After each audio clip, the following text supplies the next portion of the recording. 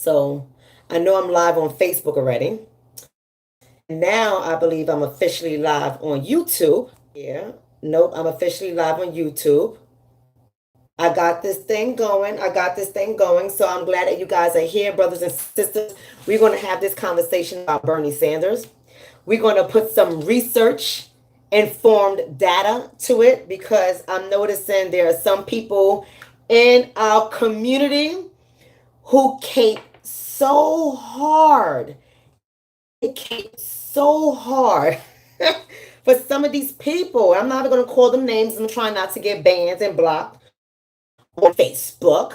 But nonetheless, y'all know I'm coming with my data and with my research. So y'all better have your pen and paper because class is in session. It is in session. So let me just go ahead and get myself together. What's up, y'all? Make sure y'all share the video for my family on YouTube. What's up? How you doing? Make sure you guys share the video right now. Do that for me.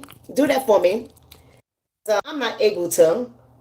Make sure y'all share the video. I'm not able to do too many things. I got ADHD. I can't focus and do this other stuff like other people do because I do too much in my life, my business, and I don't have time to do what other people do. So YouTube, let me know if y'all can hear me. Thank you. It was good seeing you two in DC. Facebook family, I see Janice is on, Allison is on, Laura's on from Tulsa, Oklahoma. What's up, Laura? There's a lot going on in your city, Laura. We got to talk about that. There's a lot going down in your city. But everybody share the video. For all my family on Facebook, as you guys know, I am moving over to YouTube. So if you have not already liked my YouTube channel, just go to Dr. Shonna Etienne. Dr. Shonna Etienne, you can Google it. My YouTube will come up. Just go over to the YouTube because I am going to be getting off of Facebook and I'm trying to bring that down because you guys know I end up in Facebook jail every week.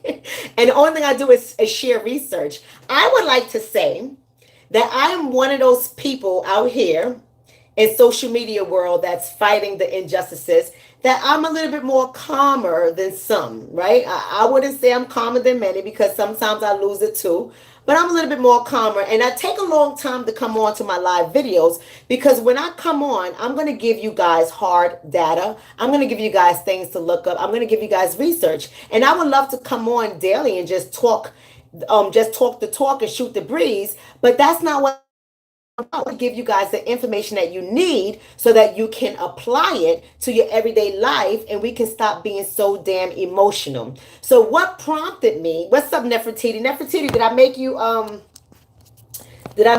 the moderator? Because I'm making you a moderator right now, Nefertiti. On YouTube, you are a moderator. So for everybody on today to talk to you, family, is because I posted an article on my Facebook page and I posted about Bernie Sanders and his comments. I'm about to tell you guys what your 78-year-old 1941 born politician, what he said. I know y'all be getting offended because y'all love your oppressor. Now I'm not trying to take any shots. Y'all know who I'm speaking to. But so many of us, we love our oppressor, don't we? We really do suffer from cognitive dissonance and Stockholm syndrome. What's up, Shanique? What's up, Denise? We really mean by this is before we do the research, which I'm about to give you guys, before we do the data, what's up, Earl? How you doing? What's up, Tia? How you doing? Before we do the research and look up the data, we go gun ho. We start caping for some of these politicians, and we don't even realize what is being said versus what is being not said.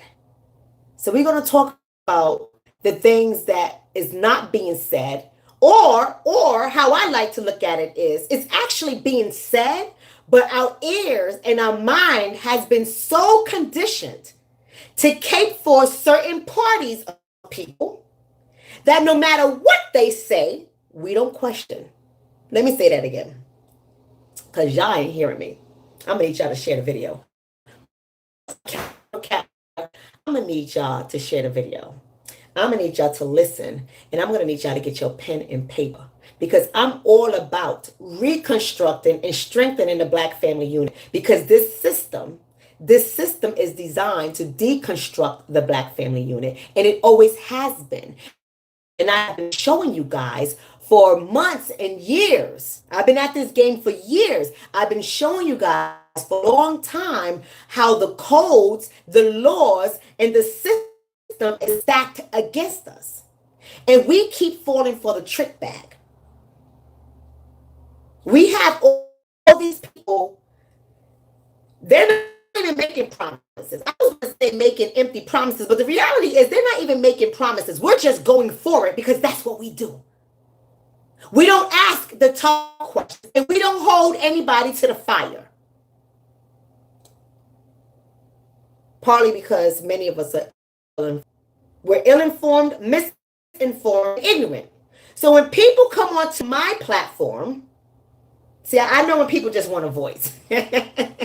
I know when people just want a voice. I said, if you want a voice, just go live. You don't need to be on my platform to have a voice. You can go live. You can say all the fuckboy shit that you want to say on your own platform. You don't have to come on my platform to say anything. You can go on your platform and complain and argue, but then when it comes to my platform, to go through their page and see what they're about on Facebook, and Instagram, and then I realize why they come on my platform and they say the things that they say, because they have internalized it, they have personalized it, and they are guilty of cognitive dissonance and Stockholm syndrome. I'm clear with that. So I had a brother call me today. My brother said, listen, Dr. Shonna, I know you personally. I've been with you for quite some time now. I know how you rock. Listen, stop trying to save these people. Stop trying to save these people. Let these people do what they do, because they're crazy. They're crazy. We know that they're crazy. And I know you're passionate about your work. And I know you come with receipts. I know you come with research and data. But you got to stop arguing with these people. Let them be. They let them be. And you know what I said to this brother? And we're about to get into it, I promise. I said to this brother this. What's up, Cherie Whitehead? How you doing? What's up, Marquise? How you doing? I said to this brother that calls me, and I love him dearly. I said to him, listen, let me tell you, Sean. I get what you're saying. I understand what you're saying, and I agree with you. What's up, David? How you doing, David Butler? And I said, but here's the thing. When I come in with research and that, I'm not doing it for the crazies. The people that want to come and argue with me with no research and no data, they're crazy. They have cognitive dissonance, Stockholm syndrome. I don't do it for them. I do it for those who are like on the fence, who don't really know where they're going. They don't know whether they're coming or going, and they're on the fence. And I do it to let them know, don't be fooled by these crazy jokers that's coming out here saying things. Don't allow them to get into your mind and condition your mind and infiltrate your failure. I'm going to show you all the data and research. I'm going to give you all the information you need to make informed decisions. Don't allow people who are emotional with no research, no data, and no receipts come on and deter you from the bigger picture. Let's not lose focus, people.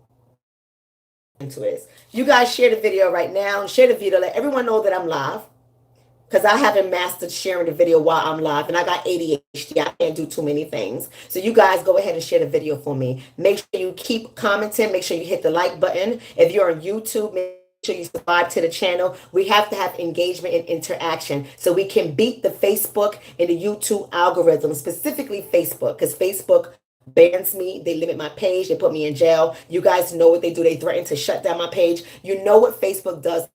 So I need you guys to interact and share it as much as possible, because we don't know when Facebook is going to take my stuff down. We don't know when that's going to happen. So you got to share it. Bernie Sanders was at the Second Step Presidential Justice Forum, which was held at an HBCU called Benedict College, and is in Columbia.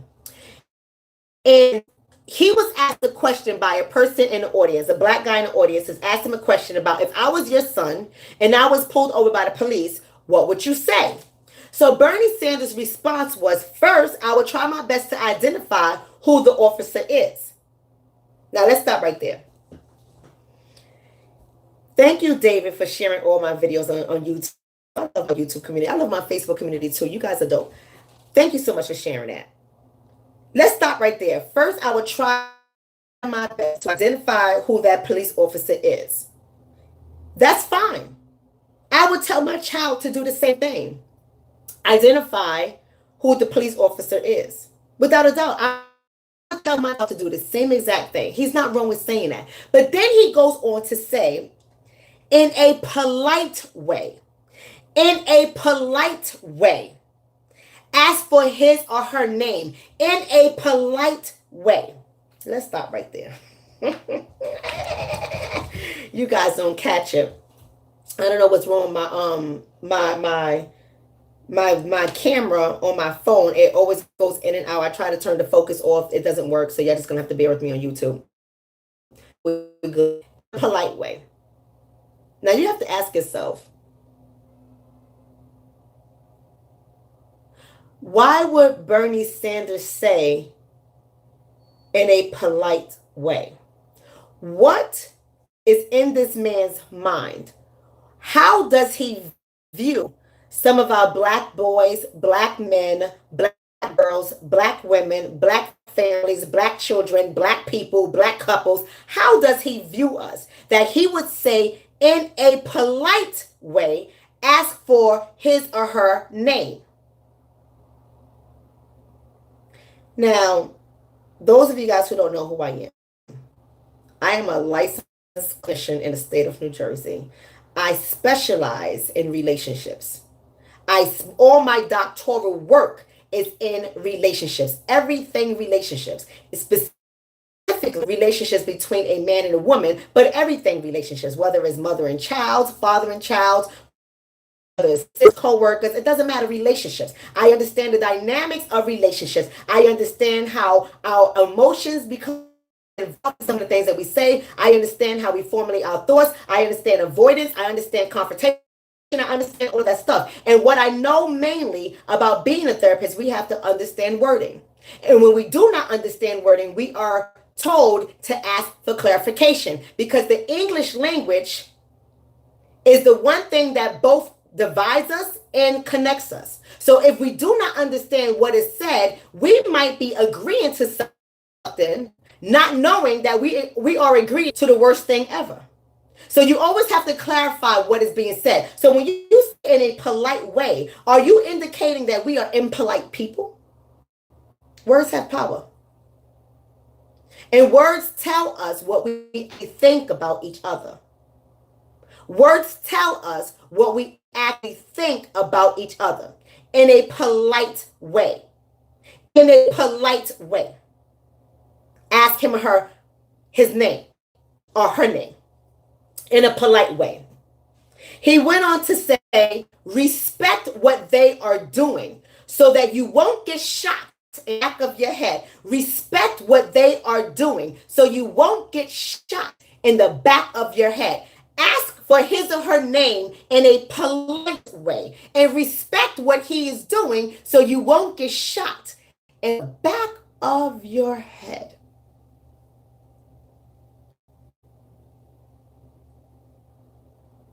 Does anybody see a part of this? Thank you, Gwendolyn, for sharing. Gwendolyn is also a moderator on YouTube. Thank you so much for sharing the video. You guys share the video. In a polite way. And then he goes on to mention vaguely police accountability. Then he goes on to mention vaguely, passing by, on the surface, cursory. Just going to put it there. Police accountability. So I want you guys to think, or I want you guys to literally explore what Bernie Sanders really thinks about Black men, Black boys, Black women, Black girls, Black families, Black children, Black communities. I want y'all to really think about that. So somebody's going to say, well, I think you're taking it out of context, Dr. Shonna. I think you're taking it out of context. I get what he's saying. I get what he's saying. I'm a Black parent. I would say the same thing to my children. Yeah, but let me tell you something about Black parents. When we have our conversations, if we have our conversation with our children about the police, a lot of it is motivated by fear. A lot of it is motivated by fear. We're not even thinking about the words in which we're saying. We're trying to get our child back home alive. A lot of it is motivated by fear. We're even understanding implicit bias when we're having a conversation. Well, let me not say we, because I'm on point. And I know many of you guys in this community that is about the business, that is on code. We are all on point. So it's not fear that motivates us, because we're breaking it really. We're unpacking it for our children. I don't know about you guys, but my children are at the age, except for the young one, my children are at the age where I send them an article, I tell them to read it in detail, take notes, because we're going to have a conversation about complicitness in the system of racism and white supremacy. We're going to have a conversation about implicit bias. We're going to have a conversation about cultural inconsistencies, cultural insensitivities, and cultural incompetence. We're going to have conversations about these things so that they can recognize when they see it. That's how I handle my children. But I do understand that many people who have conversations with their children about the police are having conversations with their children out of fear. But Bernie Sanders doesn't have that experience. And I don't care how so-called cool he is with the black community, he will never have our experiences. So one of our sisters in our community, and I get what she was saying, Lisa comes on to the community and she talks about Biden. Biden made a comment and no one is saying anything to Biden about his comment. But let me tell you something why I respect Biden's comment, and I don't like Biden either. Neither one is getting my vote, for the record. I don't like Biden either. But here's what I'm going to say about Biden. I like my racist.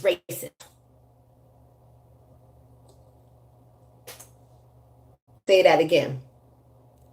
Here's why Joe Biden's comment did not bother me.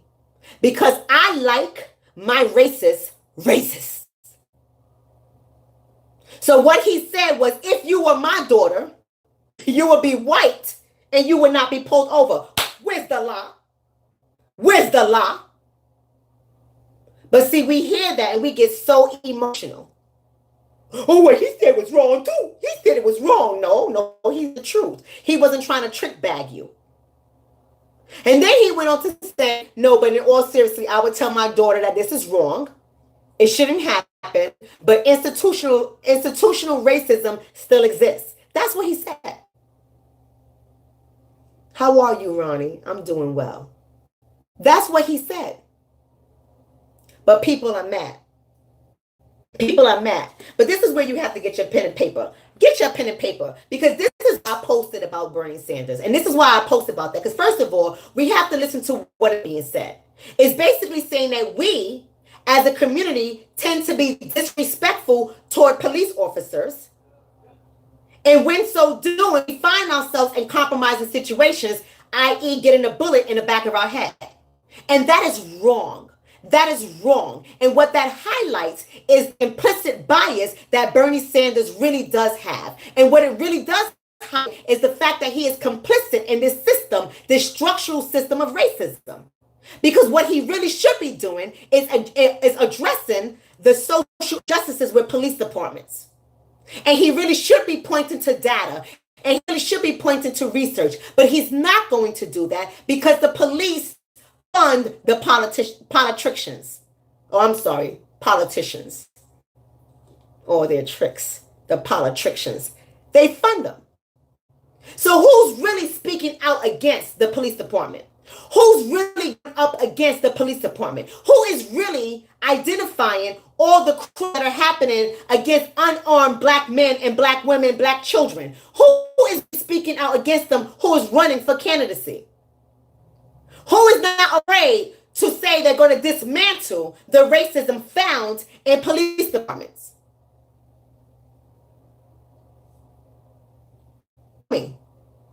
Tell me, people. You're big and bad. So many people want to come at me on my page. You're big and bad. Tell me who's fighting against the system. Who is going to dismantle the structural racism found in society? Who is going to challenge the white privilege? Who is going to challenge the unrobed KKK members that have infiltrated the police department, in which the FBI have put out a report documenting such? Who is going to challenge it?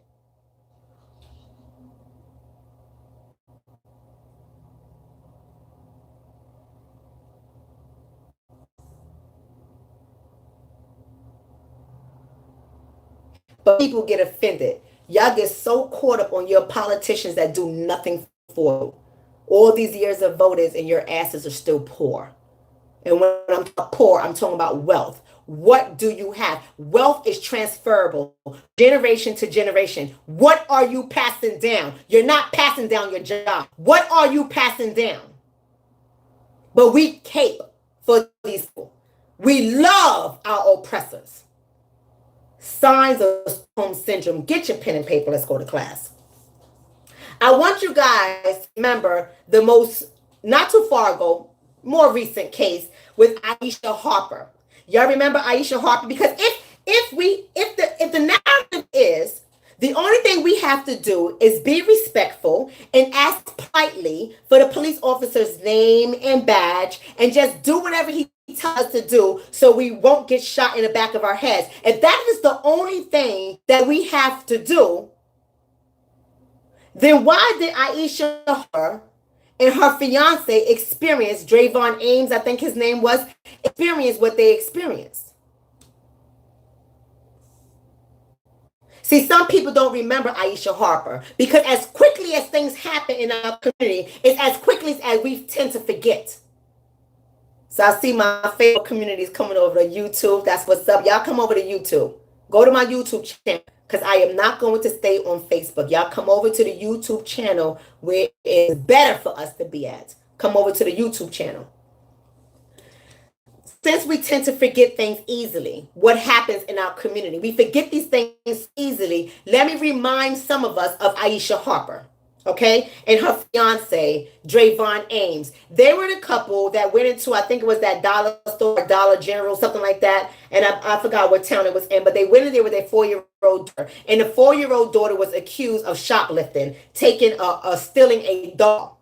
And they went out to their car and they got into the car and they were surrounded by police. You remember that situation? Scared out of their mind. They were not fighting the police. They were not disrespectful. They were not arguing with the police. They didn't do anything of character. They kept their hands in his face. They were listening to the police.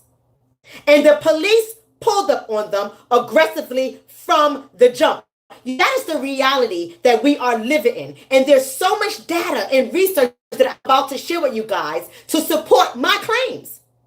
Now, if you have your own claims instead of all your emotional responses for some of y'all, why don't you pull your receipts and your data? Why don't you pull your research and back it up? I'd be more than happy to read it and converse with you about it. Too many goddamn emotional people. That's the problem. Remember what happened to them. I want you guys to also remember Willie McCoy.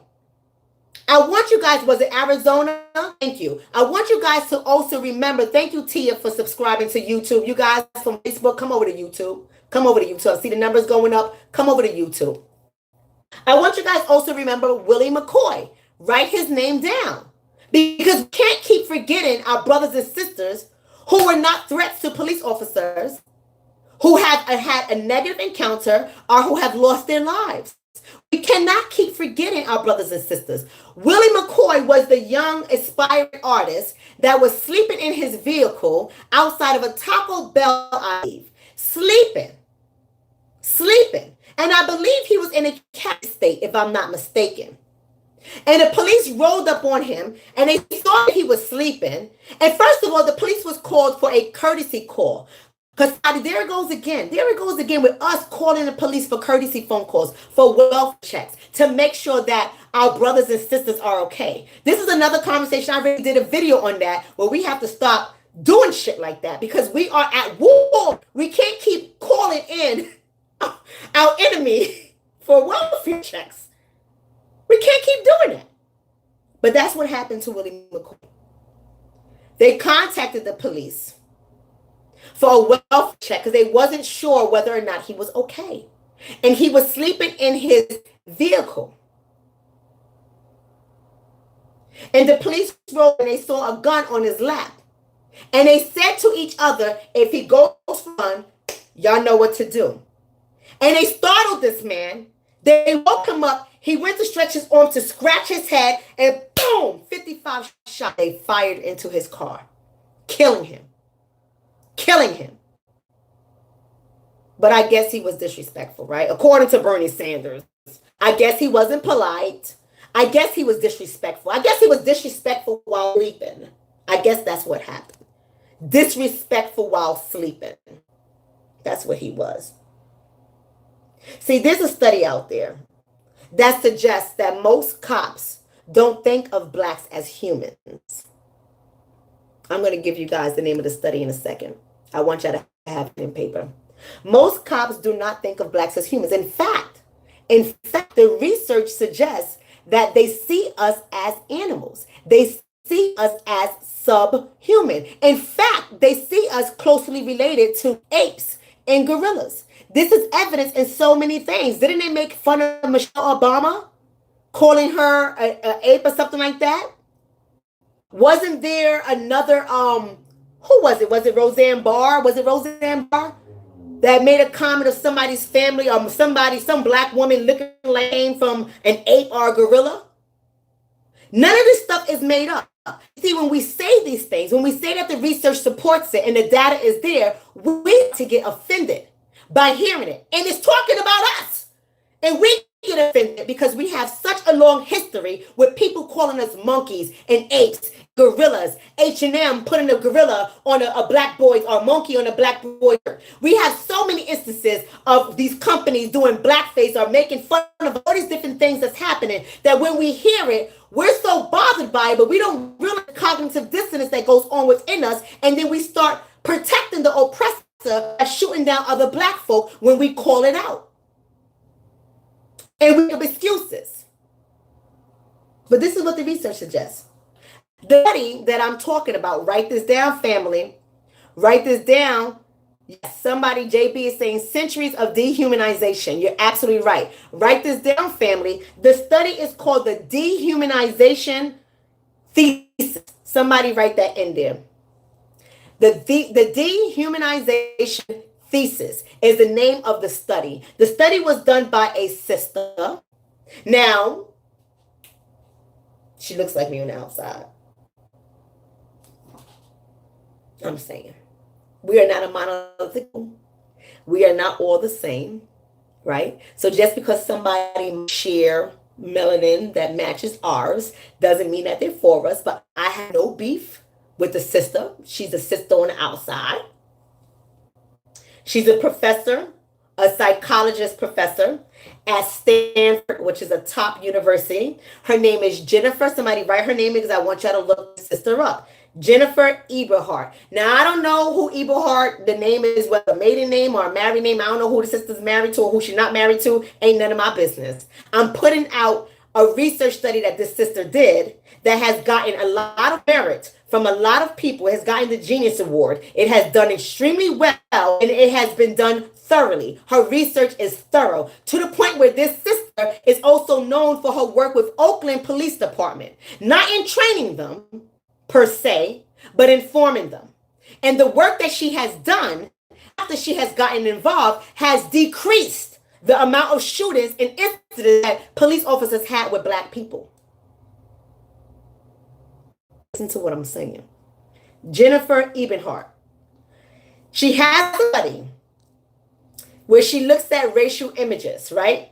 And she has that racial imagery and judgment shape our actions and outcomes within the domain of criminal justice system. So she's saying based on how racial images are used and based on how the information is transferred to us, the society, through media, through images, through it doesn't matter. It will shape our actions and our outcomes with people when we are in the criminal justice system.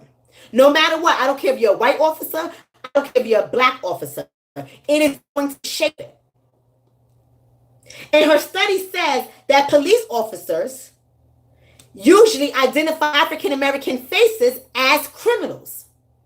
So if we're going by her theory, and I'm not even finished with her theory, but if we're going by her theory or her thesis that she put out there, the dehumanization thesis, if we're going by it, then it doesn't matter if we are respectful or polite to the police officers. Because the minute they see our black faces, their implicit bias will cause them to look at us as criminal. Thank you, Russell, for writing her name in there. Thank you. Thank you, family, for sharing the video. Thank you, family, for coming over to Facebook. Thank you, Michi X, for sharing the video. I do appreciate every last one of you. I need you guys to share the video on YouTube. I need you guys to the video on Facebook. We got to do this, community, because people have to learn. People have to understand that just because you are respectful to a police officer and just because you are polite to the police officer, it does not guarantee you will walk away with life. It does not guarantee that. And we have to get out of that stinking thinking, because there is no research and no data to support that claim. But this is the trick bag that has been fed to us, and we have gone along with it, so much so that we believe it. And what we don't understand is that what they're actually doing is blaming the victim, criminalizing the victim. And we help, as a community, we help to perpetuate it. We are complicit in a system that is inherently racist. And I tell my brothers and sisters this all the time, that we are each other's worst enemy, because our mind has been controlled. Our mind has been infiltrated, and we take the information that is given to us without questioning it, without researching it, without unpacking it, without examining it. And we just take it and we run with it. And this has got to stop, people. It's got to stop. What else does our sister say? What else does Jennifer say? Jennifer also says that race crime association comes through images that are put out there. So when you're driving down the highway and it says America's Most Wanted, 9 out of 10 times on the billboard, you see a black face.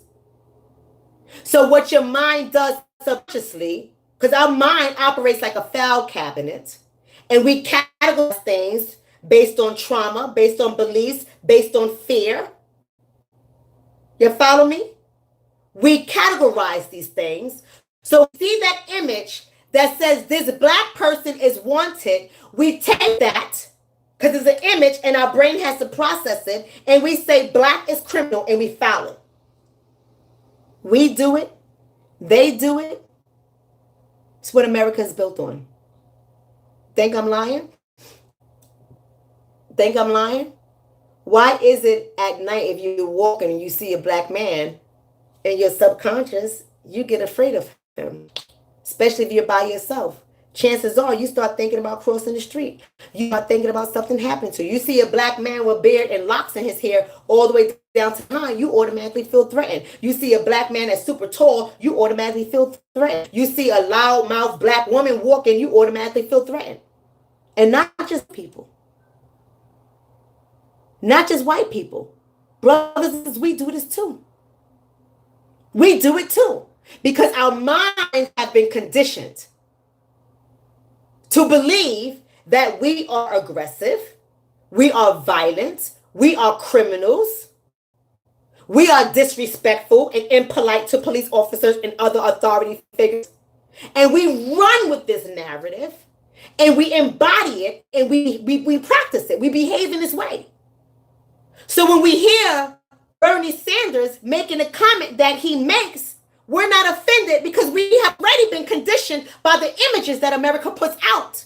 The media, the newsprint, the billboards, the advertisements. We are already conditioned to believe it as true. So what he says doesn't bother us, because they have systematically sensitized us for what they know a lie.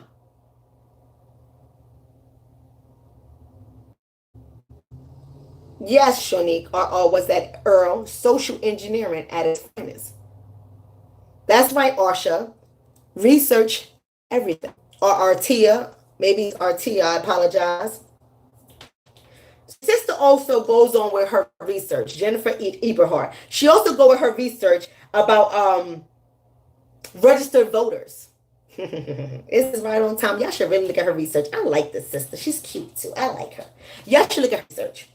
She talks about registered voters.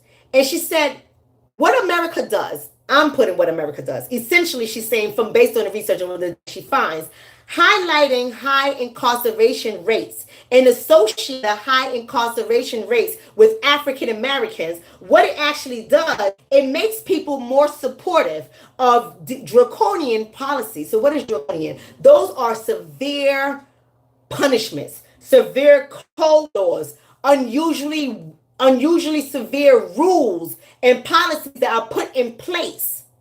So when they have associated high incarceration rates with African Americans, then somebody out with a bill or an act that they want to pass that is going to get tough on crime, that's going to get tough on crime, and they have policies, voter registration, their mind is already tainted through months and years of all these advertisements, all these media reports, all these news coverage that's showing black after black people committing all of these crimes, that when these bills come out, voters are more likely to vote for it because they have been conditioned to believe that black people are committing crimes.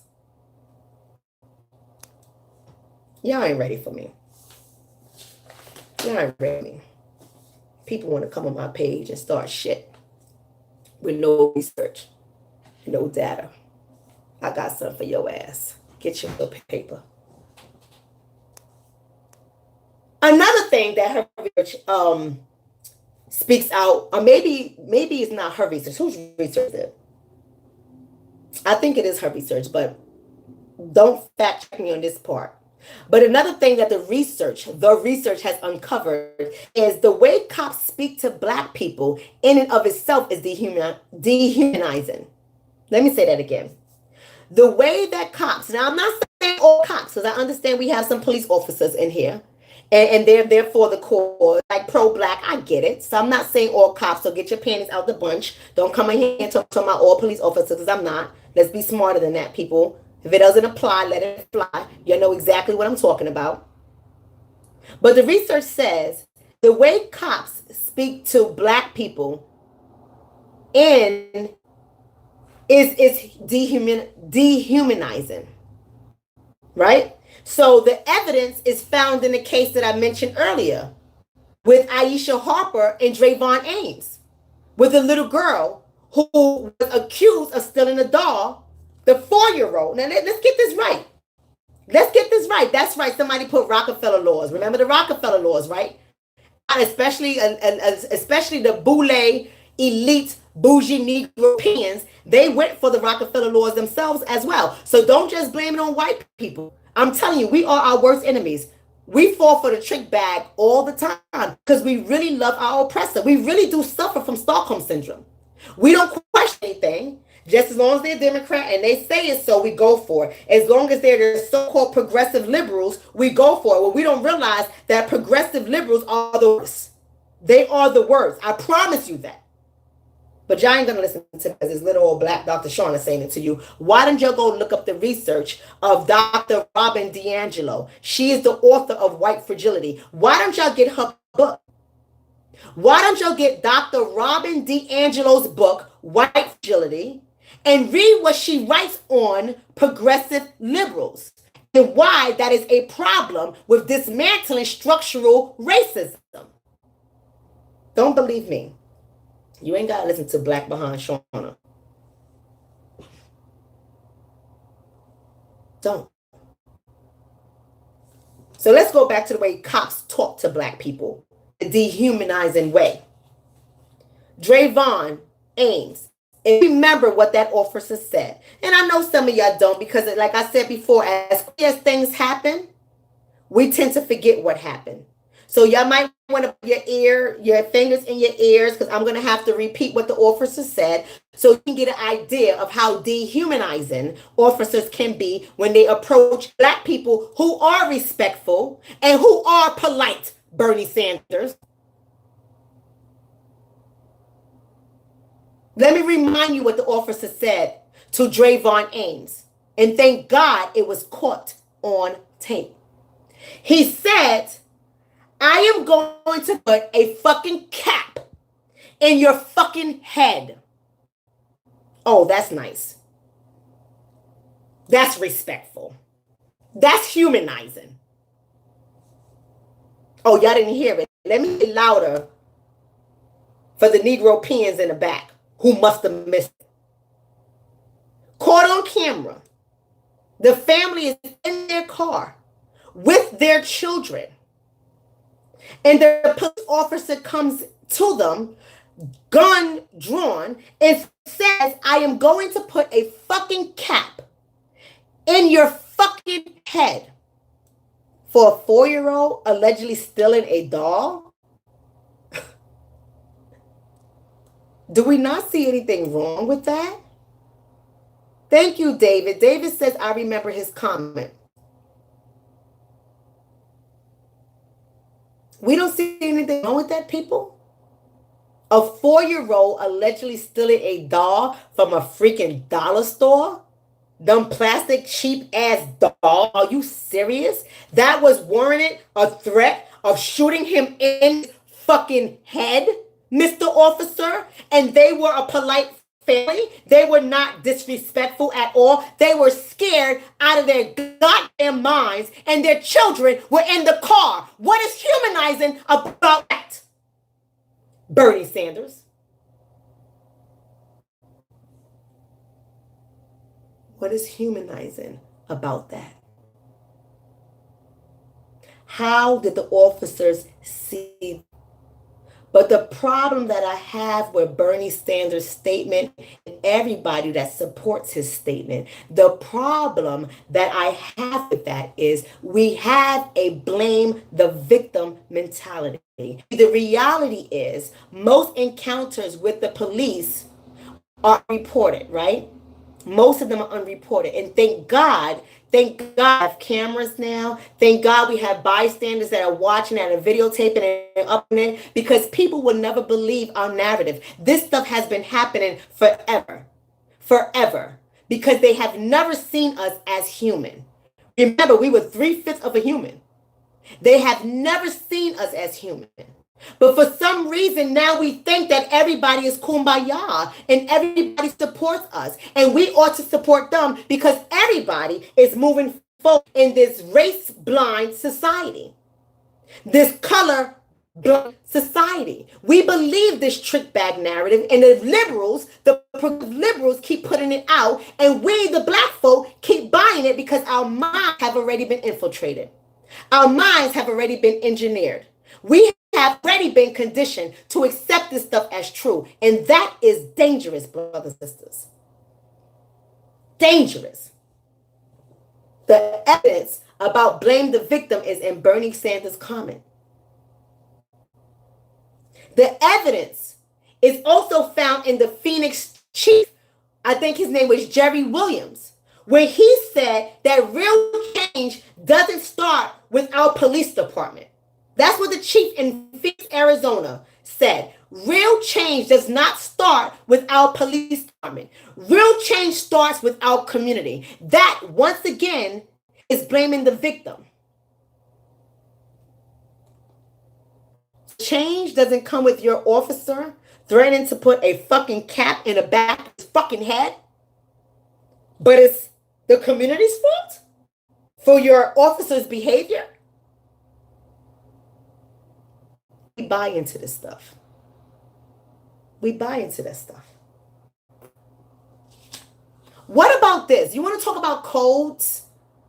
Draconian laws and policies and codes that come into place based on how they think of black people when they see us as subhuman, and they dehumanize us with their tactics and their policies and their behaviors, and they react to our community? Bernie Sanders? Do you remember Mr. Bernie Sanders? Do you remember the LAPD NHI code? Somebody write that in there. LAPD, Los Angeles Police Department, NHI codes. Do y'all remember that? Do y'all remember that? Much love to you too, piece of candy. How you doing on YouTube? My face family, I want to see y'all over on YouTube. I see some of y'all over there. Y'all want to come over to YouTube because I'm going to be on Facebook much longer. Y'all want to come over to YouTube. So for those who don't remember the LAPD NHI codes, so Soaking Light says yes. Okay, good. But there's a lot of people who don't know what they are. So let me tell you, so many people love Bernie Sanders. Well, NHI stands for no human involved. NHI stands for no human involved. Oh, let me tell you about that. So Nick Broomfield, somebody is named in there, Nick, Nick, Broomfield, Broomfield, Nick Broomfield, a documentary out. And his documentary is called Tales of the Grim Sleeper. Tales of the Grim Sleeper. Do you guys remember Tales of the Grim Sleeper? I know you don't. I know so many of you don't because we like to be entertained. Learning is boring. But not in Dr. Shonna's class. Y'all gonna learn today. So that was the LA serial killer. He was a Los Angeles serial killer. Bonnie Wilson is saying, I do. Good. The Los Angeles serial killer, he was accused of 12 murders that happened between 1980 and 2010. 1980 and 2010. Isn't that a long time for a serial killer to go uncaught? The serial killer was Lonnie Franklin, and he was a black man. But the police didn't really worry about Lonnie because Lonnie was targeting black women. And the black women that he was targeting were known prostitutes and drug addicts. And so the police, every time they would find a body, they would say it was an NHI, no human involved. And that was describing the prostitutes and the drug addicts. And a lot of these officers back in those days in Los Angeles, they paraded around Lonnie and they liked what he was doing because they felt that he was cleaning up the community. They didn't want to deal with it. And when he was killing them, they was like, who the fuck cares? At least they're gone. Because they're not human. They're subhuman. That's what NHI stood for. But guess what? They have used that code to describe so many of us, including those of us that were not prostitutes and drug addicts, because that's what they really think of us. So to be polite, Bernie Sanders, and to be respectful when you're encountering a race soldier that doesn't even see you human, what will that do? How will that protect us? So I'm not mad at what Biden said because I like my racist races.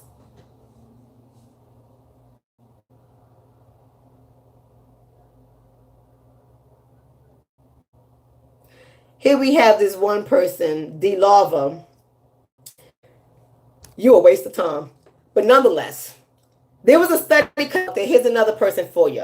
I'm going to give you some more people because y'all can keep arguing against me all you want. You can go ahead and uncover all the data and the research. You can go ahead and uncover it. See, I don't need because somebody marched with Dr. King. If you understand the background story of how that stuff went down with Dr. King, why Dr. King was killed, if you understand that, then you would know that was all a farce anyway. See, we got to be very careful of progressive liberals. You don't take my word for it. Why don't you go to the white researcher, Dr. Robin DiAngelo, and read her book? Read her study. Read her research on white fragility. She will tell you. And she's a white woman. It ain't me that's saying it. I'm giving you guys the research and the data. It's not me who's saying it. Go ahead and look it up. And she will point out exactly why progressive liberals are dangerous.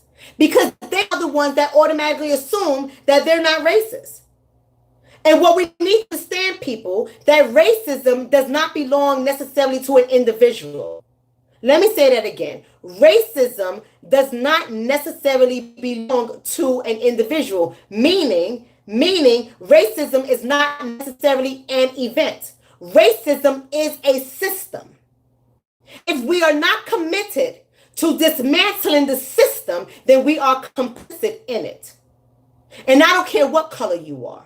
If you are not committed to dismantling the system, you are complicit in it. I don't care how many black babies you fed. I don't care how many black markets you walked in.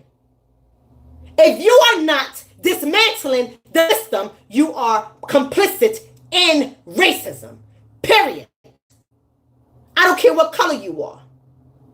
It is a system. It isn't a person, and it isn't an event. We have to get our mind out of that thinking. And that's what we do. We always see racism as a person. It is not a person. It is a system that allows police officers to walk away with minimum sentences or no sentences at all. It is a system that allows children, women, and families to be killed and murdered, although the same thing that they would use to protect white people, they don't do it for black people. It is a system that allows our drinking water to be poisoned, and no one does a goddamn thing about it. It's not an individual, people. It is a system.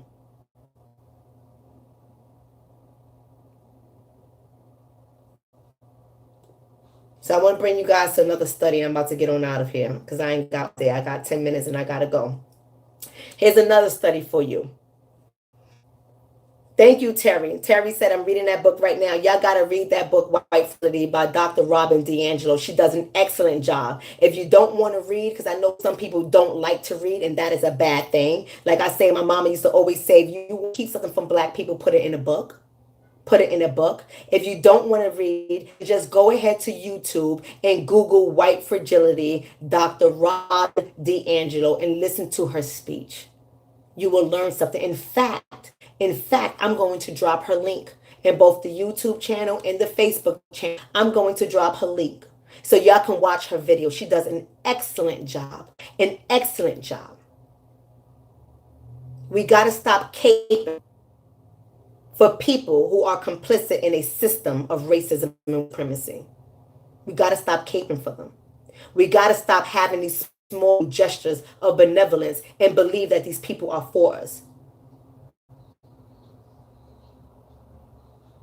Because that's what we do. That's what we do. A little act of benevolence. We say, oh no, they like black people. Oh, that's what they do. A little act of benevolence. We take it and we say, oh no, this person is not racist. This racist, they're fighting against racism. A little act of benevolence. But we cannot explain laws that Bernie Sanders has signed that has hurt us. But I'm not going to get into that. We're just going to talk about his comment. So the research study, conducted by Frank Edwards out of Rutgers University. Woohoo! My alma mater is where I got my doctorate from. Rutgers University, Frank Edwards. Hedwig Lee, Washington University in St. Louis, I believe. Michael Esposito from the University of Michigan. They came together. They did a research study. And they verified police killings from 2013 to 2018. So y'all can go to a website that they use. It's called Fatal Encounters. Go to that website. Somebody write that in there. Fatal Encounters. It was created by a journalist named D. Brian Burkhart.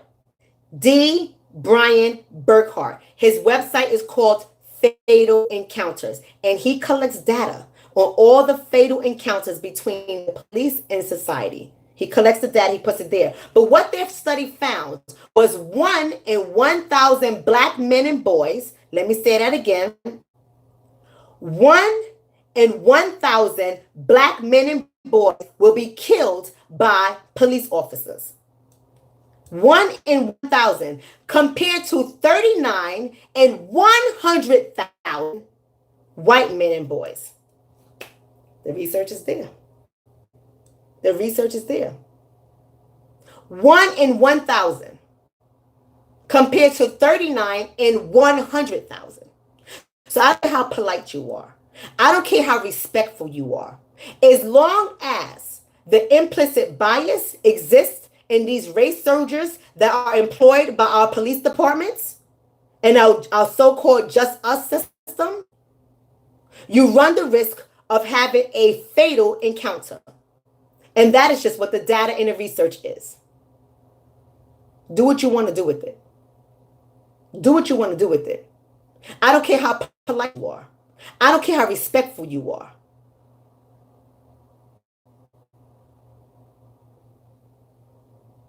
There's another study. Write this down, people, because I'm about to be out. There's another study. And the study was by Justin Nix, Nix. Justin Nix. He's out of the University of Nebraska. He did a study in 2017.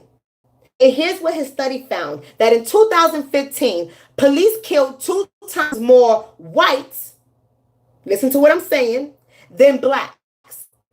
The study shows that police killed 2 times more whites, 495 whites compared to blacks, 258. But, in all caps, B-U-T, ... But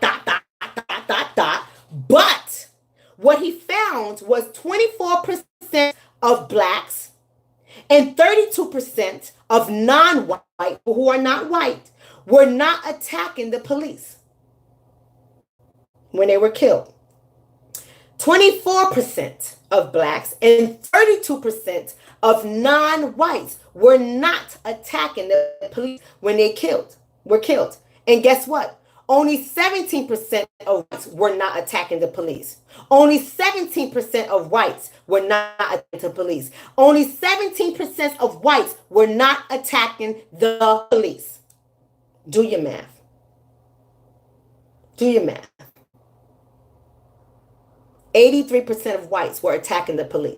His study also found that 15% of the blacks was unarmed, compared to only 6% of whites.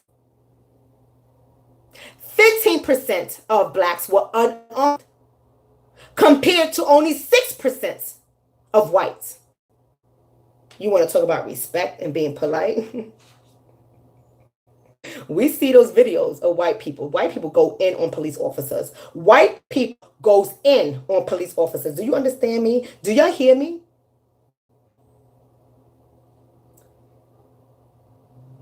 Somebody, that guy, Boot Kumar's R, whatever that crap is, block that person.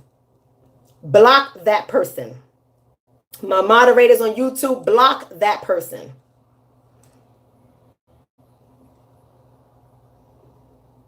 Here's the evidence. The evidence is that implicit bias is an effect. It doesn't matter if you have more accounts. You will be a block every time. You see what I'm talking about? You see what we have to deal with, right? You see what we have to deal with. These are the type of people we have to deal with.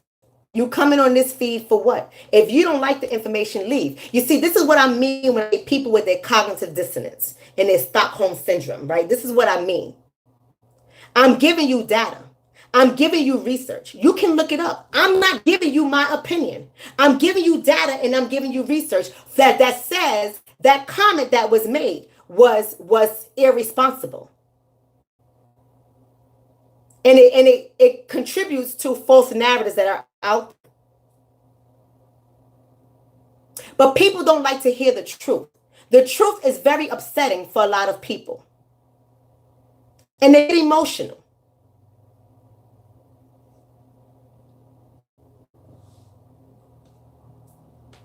Thank you, Piece of Candy. Let me make Piece of Candy a moderator. There we go. She says she got that cinder block for your trolls. I hear that. Bust them over the head with the cinder block. So here's what I'm going to say as I wrap up. Policing, Bernie Sanders, is a local thing. We got to be clear with that. It's a local thing, and it's very nuanced. It's very nuanced. So we can't come out and say, be polite and be respectful, and then that's going to take care of it. That's very irresponsible. It's very irresponsible to say that.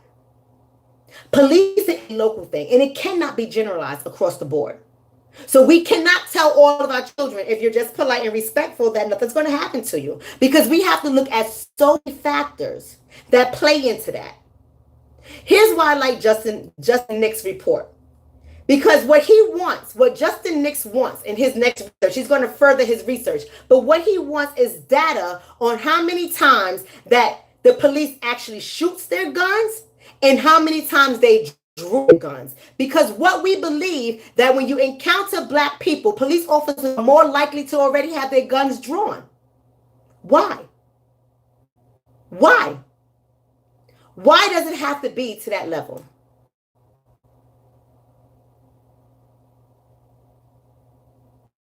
That's right, Samathia. We have to question everything now. And we have to keep our eyes open and our minds open. We absolutely have to. We can't be taking these small acts of benevolence and saying, oh, this is great. They're for us. That's not true. They haven't proven that. Our condition has not changed. We are still bottom caste. It has not changed, although we would like to believe it. We need to do more research. We need to ask the tough questions. We need to be informed when we come up against politicians to ask them questions. We need to have the research. We need to have the data so our questioning can be a little bit better. We need to have that there. We must understand structural racism.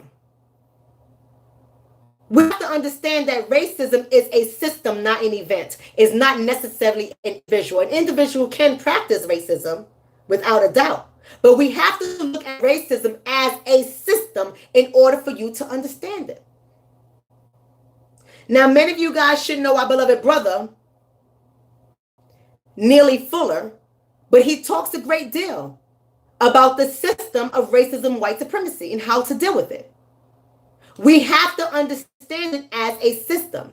And the sooner we wrap our minds around that, and we look at all the propaganda that's being put out there against black people, and all the commercials, and all the billboards, and the advertisements, and the medias, and how the news reports on us, when we start to see this stuff, we start to understand the structural system that is in place.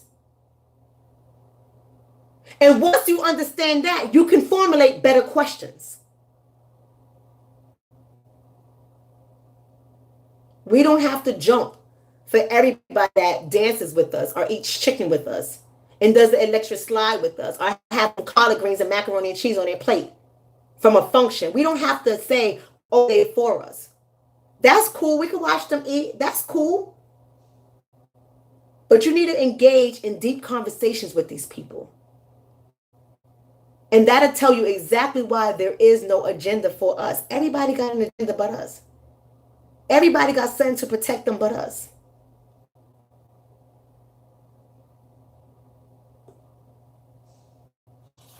I want you to also look into Michael Siegel. Somebody write his name in there. Michael Siegel. He is out of Boston University. Michael Siegel. He has a study that he found the connection. He has data from 2013 to 2017. And he states the connection with the police killings and how police dehumanize us and how police interact with us, engage with us, whether you're polite or respectful, doesn't matter. What he says is in areas that have higher segregation, meaning white people do not live there. In areas where there is higher segregation, higher incarceration, lower educational attainment, economic disparities, poverty is what he's saying. That's a nice way of saying poverty, poor folk. When they say economic disparities, you know, we like to use scholarly language. I got to speak like this. I got to speak to the community. I got to speak to the people, right? I got to connect with the people. I can't be talking all scholarly and shit. I got to connect with the people. But that's what economic disparities are. It's poverty, right? And unemployment rate, high unemployment rates. What he finds is when these things are in existence, when they're present, you're going to have higher incidents and higher levels of police violence against African Americans. So I don't care how polite you are. I don't care how respectful you are. If you are in one of these areas, your encounter with the police has a greater chance of going wrong than it is in, let's say, my area. And that is the truth. But don't ever get it twisted. Don't ever get it twisted. See, the one time I said this a while ago, but I'm going to say this again. This one time I posted about the police in my community. I get to know them. I to know the police in my community. I want to know all their names. I study them. I watch them. I engage with them. And I want them to know who my children are. I do that on purpose. And just because we may have low crime in my area, it doesn't mean that crime doesn't happen. And just because the police do a lot of community policing in my area, it doesn't mean that an incident will occur. I like to know who they are. And I want them to know who I am. I want them to know who my black son is and who my black daughter is. I want them to know these things.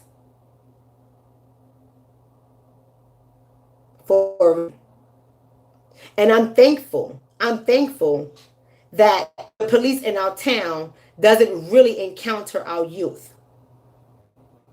I'm thankful for it.